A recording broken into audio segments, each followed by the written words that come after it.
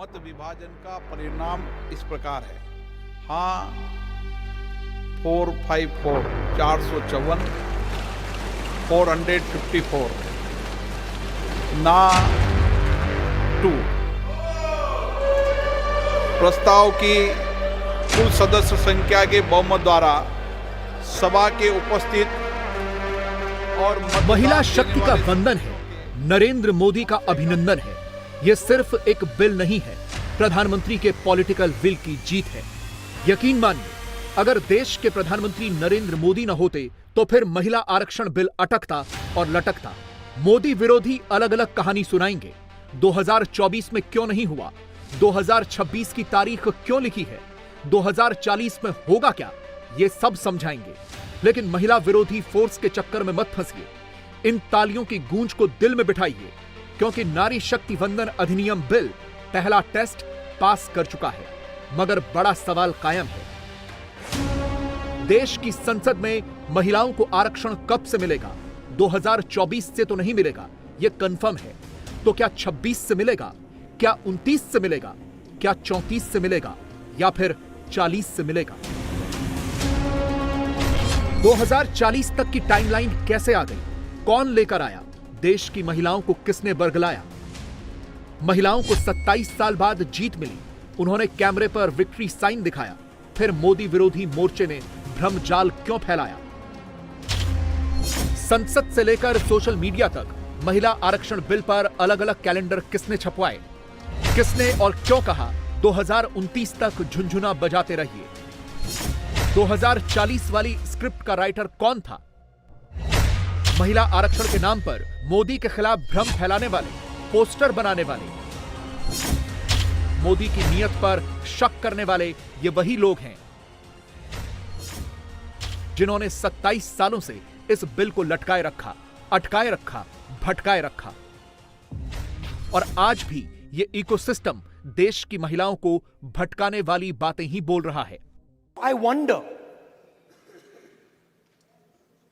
if this is not designed to push the ball forward. To push the ball forward 7, 8, 9 years and then let this thing play out the way it does. इन लोगों की सबसे बड़ी दिक्कत ही यही है कि मोदी ने ऐसा कैसे कर दिया, मोदी ये बिल लेकर कैसे आ गए। सोनिया गांधी ने कह दिया 8 साल बाद महिलाओं को मौका मिलेगा। आम आदमी पार्टी के संजय सिंह 2045 तक पहुंच गए। हरसिमरत कौर ने 2026 के बाद वाली टाइमलाइन दे दी। नीतीश के सांसद ने 2030 के बाद की टाइमलाइन दे दी। जिसको जो पसंद आया उसने अपने मन मुताबिक नारी शक्ति वंदन अधिनियम वाला कैलेंडर लॉन्च कर दिया। पिछले 13 वर्षों से भारतीय स्त्रियां अपनी राजनीतिक जिम्मेदारी का इंतजार कर रही हैं और अब उन्हें कुछ वर्ष और इंतजार करने के लिए कहा जा रहा है। कितने वर्ष? 2 वर्ष, 4 वर्ष, 6 वर्ष, 8 वर्ष? क्या ये बिल 15 साल में पास होगा कि 20 साल में पास होगा कि 25 साल में पास होगा, कब पास होगा या नहीं होगा, कुछ पता नहीं। आप कह रहे हैं हम 2035 में लागू करेंगे, 2040 में लागू करेंगे, 2045 में लागू करेंगे। इस देश की महिलाओं को आपने बेवकूफ समझ रखा है। 5-6 साल तक तो कहीं पे लागू हो नहीं रहा है, तो फिर आपने जो 10 साल पहले वादा किया था, पौने 10 साल जब 6 महीने रह गए इलेक्शन के लिए, तो आपको ये बिल लाने की क्या जरूरत जब आप लागू ही नहीं कर रहे हैं? और जो आपने लागू नहीं करना तो लेके क्यों आए? 21 में शुरू होना था तो 26 में शुरू होगा कि 25 में शुरू होगा कि 24 में शुरू होगा। उसके बाद डिलिमिटेशन कमीशन बनेगा, फिर डिलिमिटेशन होगा। तो इसलिए इनका नियत नहीं है। मोदी हैं तभी महिलाओं को संसद में रिजर्वेशन मुमकिन है। मोदी ने व्यक्तिगत तौर पर इस बिल को पास कराने के लिए दिन रात एक किया, एक एक कदम प्लान किया, तब जाकर सारे रोड़े हटे। आज किसी की हिम्मत नहीं हुई कि बिल को फाड़ दे। मोदी विरोधी इकोसिस्टम ने ऐसे पवित्र काम में भी अलग अलग एंगल ढूंढ निकाले। प्रधानमंत्री पर हमला करना जिनकी नियत और नीति है, उन्हें हर बात में राजनीति करनी है। बुधवार को पहला हमला सोनिया गांधी ने किया तो दूसरा हमला राहुल गांधी ने किया। और यहां भी महिला आरक्षण बिल पर बोलते वक्त राहुल ने नरेशन में मोदी विरोधी भाषण ही दिया। Don't be scared, don't be scared, we are discuss, डरो मत, डरो मत। हम कास्ट सेंसस की बात कर रहे हैं, डरो मत। महिला आरक्षण बिल पर विपक्ष के गोलमोल रवैये के बीच सही जवाब क्या है? सही जवाब कौन देगा? सही जवाब राहुल से नहीं मिलेगा, सोनिया गांधी से नहीं मिलेगा, कांग्रेस के नेताओं से भी नहीं मिलेगा, क्योंकि विपक्ष का पॉलिटिकल एजेंडा ही यही है कि यह बिल 13 साल के लिए फिर से टल जाए। मंशा ही यही है कि जब 2010 में सोनिया गांधी महिला आरक्षण बिल पास नहीं करा पाई, तो 2023 में मोदी भी न करा पाए। यह बिल फिर से अटक जाए, लटक जाए। तो फिर सही जवाब कौन देगा? सही जवाब फैक्ट्स के साथ गृह मंत्री अमित शाह ने दिया है। विपक्ष ने पहले क्या किया और अब क्या कर रहा है, सब समझा दिया है। कुछ पार्टी के लिए महिला सशक्तिकरण एक पॉलिटिकल एजेंडा हो सकता है। कुछ पार्टियों के लिए महिला सशक्तिकरण, माननीय अध्यक्ष जी, एक राजनीतिक मुद्दा हो सकता है।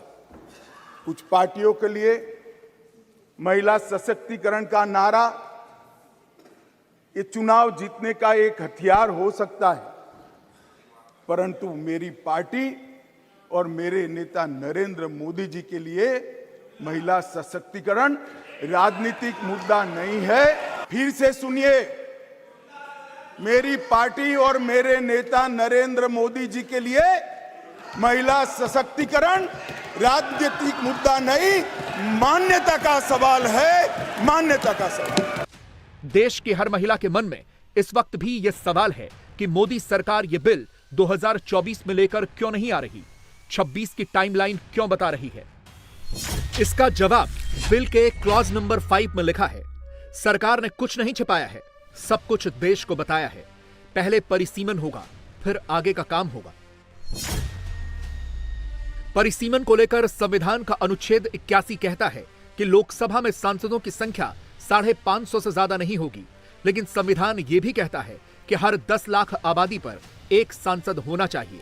देश में हुए पहले आम चुनाव के समय लोकसभा सीटों की संख्या 489 थी, लेकिन आखिरी बार 1971 में हुई जनगणना के आधार पर साल 1976 में परिसीमन किया गया था, जिसके बाद लोकसभा की सीटों की संख्या बढ़कर 543 हो गई।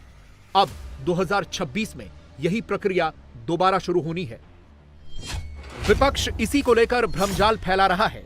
29, 34, 40 और 45 वाली टाइमलाइन दे रहा है, और यह टाइमलाइन इसलिए दी जा रही है क्योंकि परिसीमन से पहले जनगणना जरूरी है, जो 2021 में होनी थी, लेकिन अब तक नहीं हो सकी है। और क्यों नहीं हुई, यह भी जान लीजिए।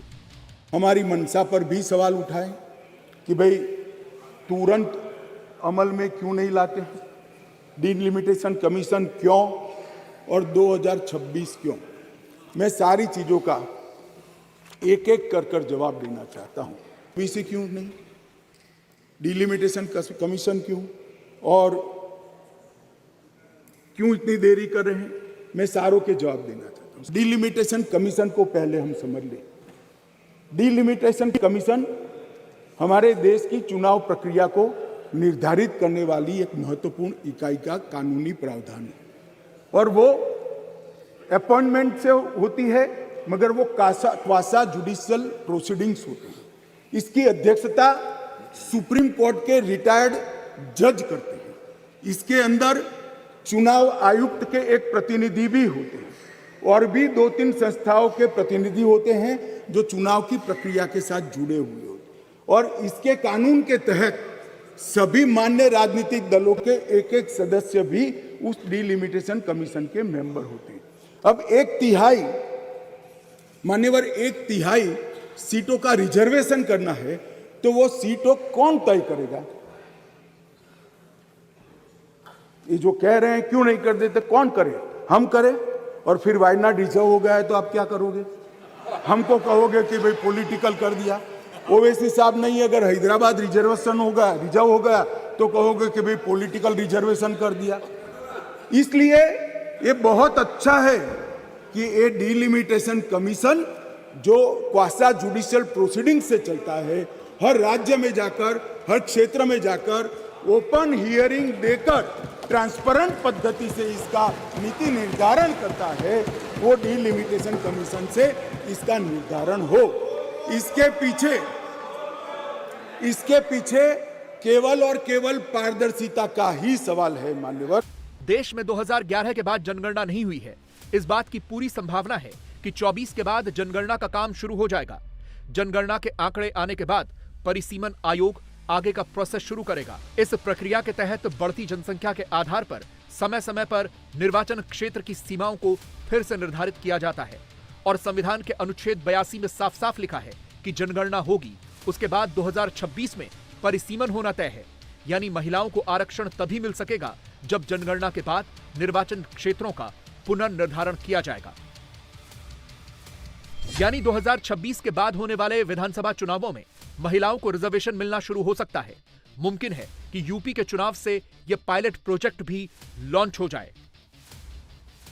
इस विधेयक को इसलिए समर्थन न करो कि इसमें डिलिमिटेशन कमीशन का है और अभी के चुनाव में नहीं होगा। कुछ लोग कह रहे हैं इसमें ओबीसी आरक्षण नहीं है, मुस्लिम आरक्षण नहीं, इसलिए समर्थन न करो। मैं अलग कहता हूं, अब समर्थन नहीं करोगे तो क्या जल्दी आरक्षण आ जाएगा? तो भी 29 के बाद आएगा। समर्थन कर दो, गारंटी हो गई। फिर जो सरकार आएगी उसमें जो बदलाव करेगी वो भी होगा। एक बार श्री गणेश तो करो, गणेश चतुर्थी के दिन ये संविधान संशोधन विधेयक आया, एक बार शुरुआत करनी चाहिए। इससे कोई देरी नहीं होनी है। चुनाव के बाद तुरंत ही जनगणना और डिलिमिटेशन दोनों होंगे और बहुत जल्द ये दिन आएगा कि सदन में 1/3 माताएं यहां बैठकर देश के भाग्य को तय करती होगी। मोदी विरोधियों का खेल यहीं नहीं रुका। महिला आरक्षण पर टाइमलाइन वाला टैक्स चिपकाने के बाद वो सीधे ओबीसी वाला कार्ड खेलने लगे। सवाल है कि महिला आरक्षण बिल में ओबीसी कार्ड खेलने के पीछे विपक्ष की मंशा क्या है? इसका जवाब सिंपल है। विपक्ष 2024 के चुनाव को 50-50 वाले मोड में ले जाना चाहता है।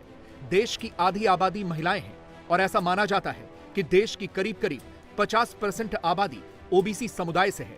यानी मोदी महिला वोट बैंक मजबूत कर रहे हैं तो विरोधी ओबीसी को अपने पाले में करने की कोशिश कर रहे हैं। लोकसभा में महिला आरक्षण बिल पर बहस के दौरान ओबीसी वाला पहला कार्ड सोनिया गांधी ने खेला और फिर शाम होते होते राहुल आए। पहले माहौल बनाया, फिर पेपर लहराया, डरो मत वाला नैरेटिव बनाया और इस तरह राहुल का ओबीसी वाला स्क्रीन प्ले शुरू हो गया। कास्ट सेंसस कराकर schedule caste, schedule tribe, OBCs की महिलाओं के आरक्षण की व्यवस्था की जाए। सरकार को इसे साकार करने के लिए भी जो कदम उठाने की जरूरत है वह उठाने ही चाहिए। डोंट बी स्कैर्ड, वेट इसका डरो मत। हम कास्ट सेंसस की बात कर रहे हैं, डरो मत। मैंने ये सवाल पूछा कि ये जो 90 सेक्रेटरी हैं, ये जो हिंदुस्तान की सरकार को चलाते हैं, जो बजट को चलाते हैं, इनमें से ओबीसी कितने हैं? नरेंद्र मोदी जी प्रधानमंत्री हैं, ओबीसी के लिए काम करते हैं। मैंने यह सवाल पूछा, मैं आपको जवाब देना चाहता हूं। हिंदुस्तान के सेक्रेटरीज 90 में से सिर्फ 3 ओबीसी से हैं। और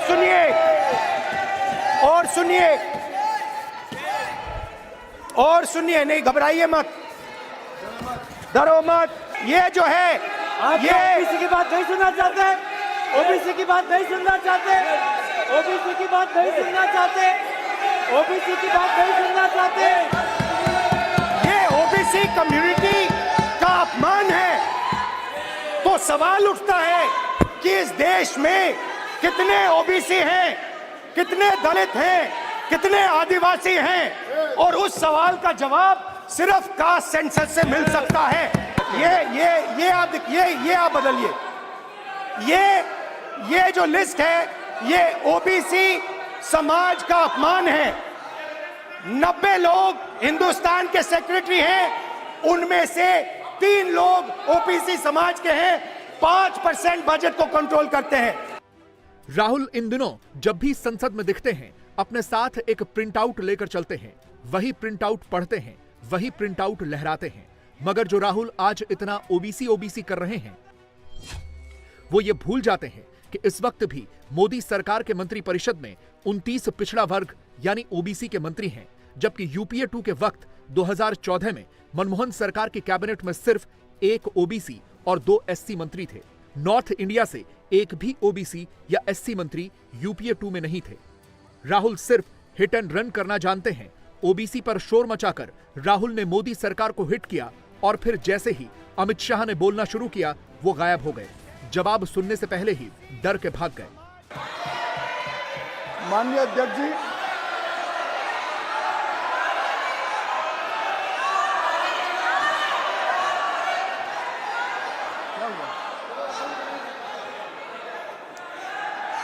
माननीय अध्यक्ष जी, जिसको जाना है डरिए मत, डरिए मत। अरे भाई डरो मत। नो, जिसको जाना है जाने दिया, ऐसे क्यों? प्लीज। अभी हमारे साथी सांसद अभी चले गए। उन्होंने कहा देश जो लोग चलाते हैं, अब सब लोगों की अपनी अपनी समझ होती है। उन्होंने कहा कि देश जो लोग चलाते हैं उसमें सिर्फ 3 ओबीसी है। अब इनकी समझ है कि देश सेक्रेटरी चलाते हैं, मेरी समझ है देश सरकार चलाती है। मान्यवर, संविधान की स्कीम है, देश की नीतियों का निर्धारण इस देश की कैबिनेट करती है, इस देश की सरकार करती है, इस देश की संसद करती है। और आंकड़े अगर आपको चाहिए तो मैं बता देता हूं, सुनने के लिए आप बैठे नहीं हो। भारतीय जनता पार्टी के सांसद में 29%, 85 सांसद ओबीसी कैटेगरी के हैं। कंपैरिजन करना है तो आ जाइए। और मान्यवर मंत्री भी 29 ओबीसी कैटेगरी के हैं।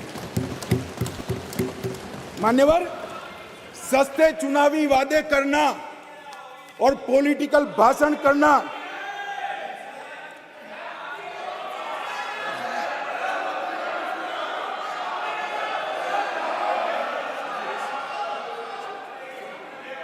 दादा, नए सदन में तो उम्र के हिसाब से कुछ करिए। मान्यवर,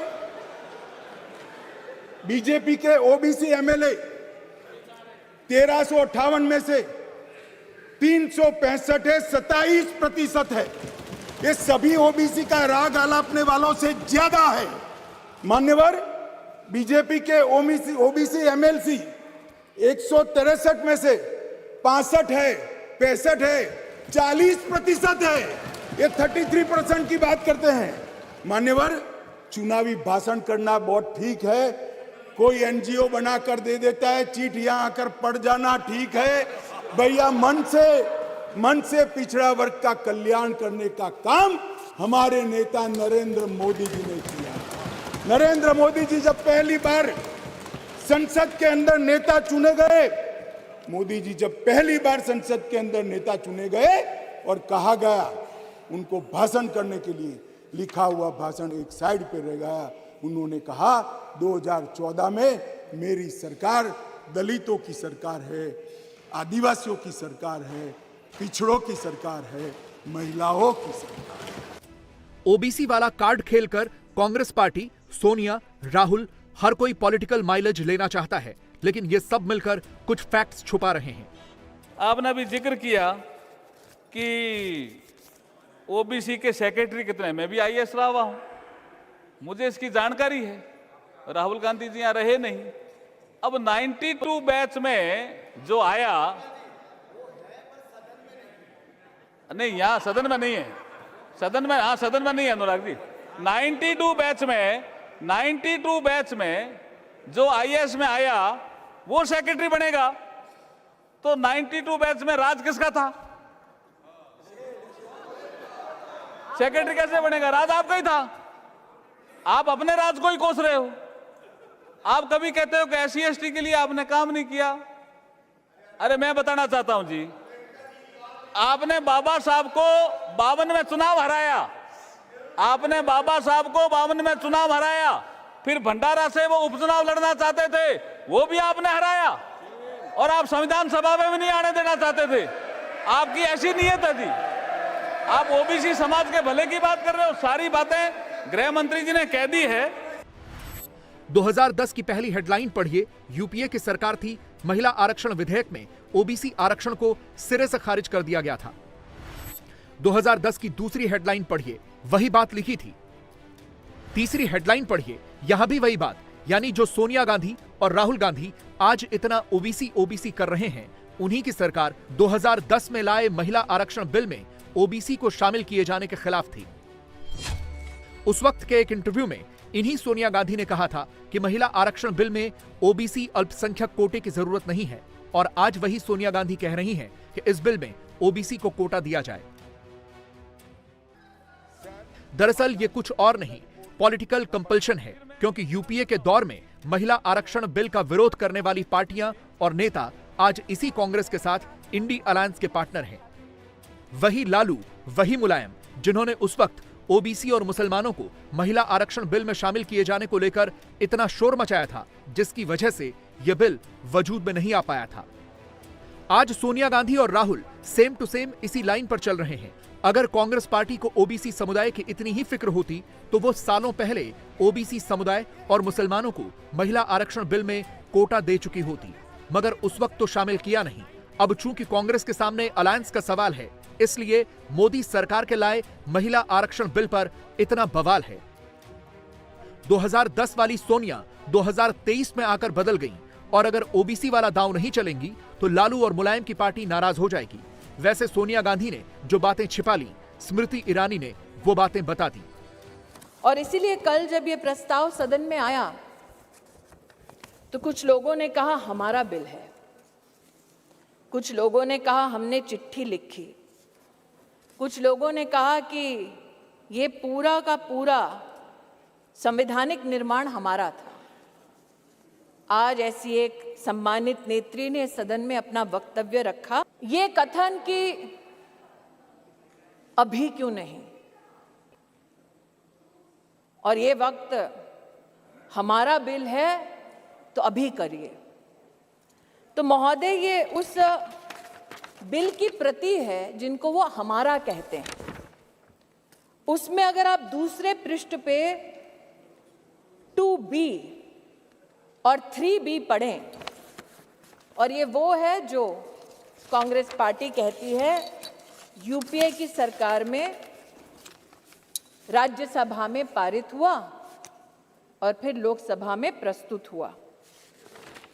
अगर आप इस पृष्ठ पर ये दोनों छंद पढ़ें तो यूपीए, जिसकी अध्यक्षा श्रीमती सोनिया गांधी हैं, आज की सरकार जब ये अधिनियम लागू होगा तब के बाद 15 वर्षों तक महिलाओं को रिजर्वेशन गारंटी करती है, मोदी की गारंटी है। लेकिन अगर कांग्रेस पार्टी का प्रस्ताव आप पढ़ें तो उनका प्रस्ताव ये था 2B और 3B में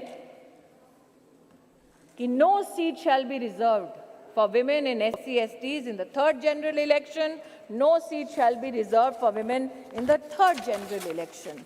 कांग्रेस का प्रस्ताव था कि 10 साल औरतें मेहनत करें, लेकिन 15वें साल में आपका अधिकार आपसे छीना जाएगा। आज मैं अभिनंदन करती हूं प्रधानमंत्री जी का, हमारे न्याय मंत्री का, जिन्होंने कांग्रेस की इस अभिलाषा को निराश किया। इन सब के बीच दलित समुदाय की सबसे बड़ी लीडर मायावती एक नया एंगल लेकर आई। उन्होंने कहा महिलाओं के आरक्षण में से SC, ST और OBC वर्गों की महिलाओं के आरक्षण का कोटा अलग से सुनिश्चित हो। यानी मायावती को 33% में से अलग से कोटा चाहिए। ये बिल्कुल वैसा ही है जैसे ओवैसी मुस्लिमों के लिए मांग कर रहे हैं। ये संशोधन विधेयक वास्तव में महिलाओं को आरक्षण देने की साफ नीयत से नहीं लाया गया है, बल्कि आने वाली विधानसभाओं तथा लोकसभा के चुनावों में देश की भोली भाली महिलाओं को ये प्रलोभन देकर व उनकी आंखों में धूल झोंककर उनका वोट हासिल करने की नीयत से ही लाया गया है। इस बात की भी केंद्र सरकार से पुनः ये अपील करती हूँ कि 33% महिलाओं के आरक्षण के अंतर्गत SC/ST को जो आरक्षण दिया जाए तो उसे वर्तमान में लागू आरक्षण के अतिरिक्त दिया जाए। किसी जमाने में समाजवादी पार्टी के पूर्व अध्यक्ष मुलायम सिंह यादव ने मुस्लिम वाला एंगल फिट करके महिला आरक्षण बिल का विरोध किया था। आज वही स्क्रिप्ट सपा सांसद डिंपल यादव ने भी पढ़ी। सर, प्रधानमंत्री जी ने कहा था कि हमें सिद्धि की बात करी थी सर, तो साधना से ही सिद्धि की प्राप्ति होती है और असली साधना तभी होगी जब हम महिलाओं को उनका पूर्ण आरक्षण देंगे, जब हम OBC महिलाओं को इसमें इंक्लूड करेंगे, जब हम SC/ST महिलाओं को इसमें इंक्लूड करेंगे और जब हम अल्पसंख्यक महिलाओं को भी इसमें इंक्लूड करेंगे, सम्मिलित करेंगे। क्योंकि प्रधानमंत्री जी खुद 3 तलाक की बात करते हैं, तो मुझे पूरा भरोसा है कि इसमें अल्पसंख्यक महिलाओं का भी मान और पक्ष रखा जाएगा। मगर डिंपल यादव ये भूल गईं कि संविधान में धर्म के आधार पर किसी को आरक्षण देने की व्यवस्था नहीं है और इसका जवाब स्मृति ईरानी ने दिया। फिर यह आरोप लगाया गया कि आप OBC और मुस्लिम रिजर्वेशन क्यों नहीं देते। मुझसे ज्यादा अनुभवी लोग जो वर्तमान में बिना माइक के और पीठ की परमिशन के दांत चबा चबा कर बोल रहे हैं, उनको शायद इस बात का आभास नहीं कि संविधान में धर्म के आधार पर आरक्षण वर्जित है। विपक्ष की सबसे बड़ी दिक्कत ही यह है कि मोदी ये बिल लेकर आए हैं, इसीलिए इस बिल को देखकर सोनिया, राहुल, खरगे, अधीर सब के सब इतना तिलमिलाए हुए हैं और पूरे के पूरे इंडी अलायंस को लग रहा है मोदी ने तो मास्टर स्ट्रोक चल दिया। अब हमारा क्या होगा, 24 में क्या होगा? विपक्ष की असली चिंता यही है।